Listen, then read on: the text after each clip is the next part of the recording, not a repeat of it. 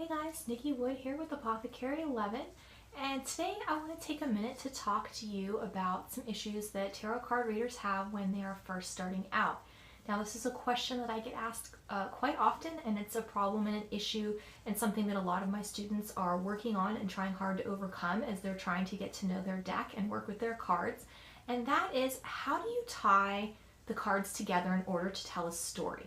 Now, you can go through the cards and learn the meanings and everything, and you can pull one card out and it's easy, but once you start compiling these cards on top of each other, sometimes things get a little bit stressful. So how do you do that? Well, the first piece of advice that I give people is to just stop overthinking it, because most of the time they're either watching me and seeing what I've done and trying to copy me, or they're thinking that their reading has to be very elaborate.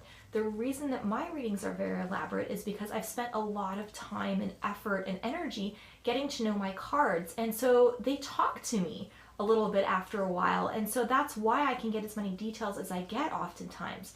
And that's why when people are new and fresh and starting out, they have a little bit of a challenging time trying to get those details that they're really looking for. So the first thing I would say is don't overthink it. Don't try too hard. Sometimes when you're trying too hard or focusing or watching what someone else is doing, you expect your level to be at their level, and that's not necessarily the case. So if you're picking something up intuitively, always go with your first instinct and don't try to talk yourself out of it. The second thing I would say to you is that it's very important when you're reading the cards, whether you're trying to tie them together in a spread or just learning in general, is that in order for you to gain confidence and not overthink things and know that what you're seeing is correct, is to get validation. And the validation comes from doing readings for other people. Now, this could just be a friend of yours. It doesn't have to be like for like a price that you don't have to charge for the reading, but offer to give free readings to your friends, your family, or people that seem like they're interested, and say what you say, and then ask for feedback in return in exchange for the reading, because people will tell you things that you kind of just thought, oh, well, this is okay, or yeah, I think that's right, but I don't know, I'm just feeling this, I don't know why. And it's correct information, it's just you don't have the validation yet to have confidence and faith in yourself. So the second thing I would say is make sure you try to get some validation. The easiest way, if you're still really struggling with the cards, I give the advice of pick one meaning for each card and then try to put it together in a sentence. This is the third piece of advice that I would give to you. Instead of trying to come up with all these big details and all these grandiose things, one thing, just be very simple, quick and dirty. It doesn't have to be complicated. So let me give you an example of what I mean. Now, the first thing you should know too, before I work on this example, I just want to make sure that you guys are learning your cards. Because while it is really great to use your intuition can fail you sometimes. You just kind of blank out. And if you blank out, you have nothing to rely upon. But if your mind automatically knows the definitions of these cards, that's where you revert back to do the reading. You always have a solid base of information in which to draw. Now, if you're trying to tie cards together in a sentence, let's take these three cards. So let's take the Magician.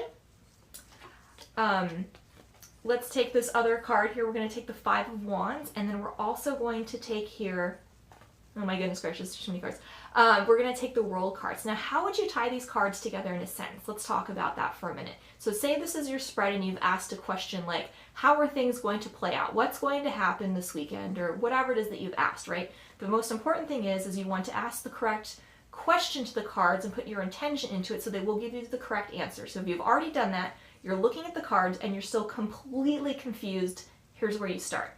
Okay, take a look at the Magician. What does this card mean to you? Now, many cards have several different definitions, right side up and upside down or reversed.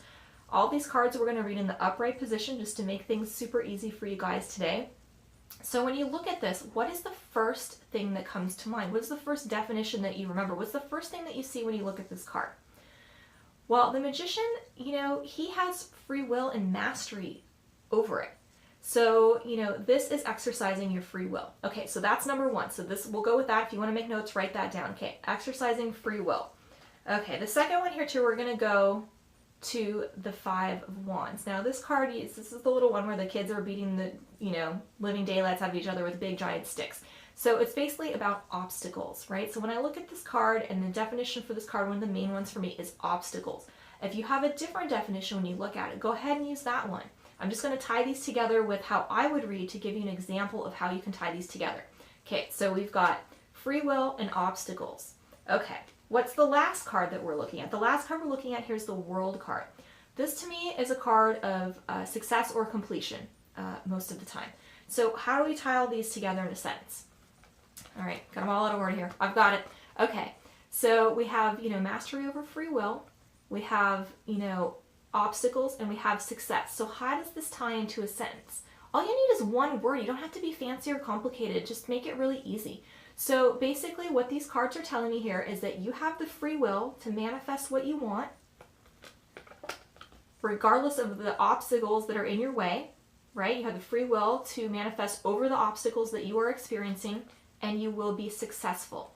So this is very simple. It doesn't have to be hard. So this is a really easy example of how you can tie these cards together in order to get a reading that makes sense, because that makes sense. It's very easy. And the more that you work with these cards, you will get different things. They'll kind of talk to you. Your intuition will, your guides will come in and give you messages. But don't expect to be, several years down the line when you're, a couple months in or 6 months in or a year in. Give yourself a little time and flexibility and credit for how far you've come, and, ease up on yourself. You don't have to be 20 steps ahead, 1 step in. So hopefully this will help give you some confidence and some pointers in order to help read your cards a little bit easier and make things more fun, because the tarot really is a fun divination tool.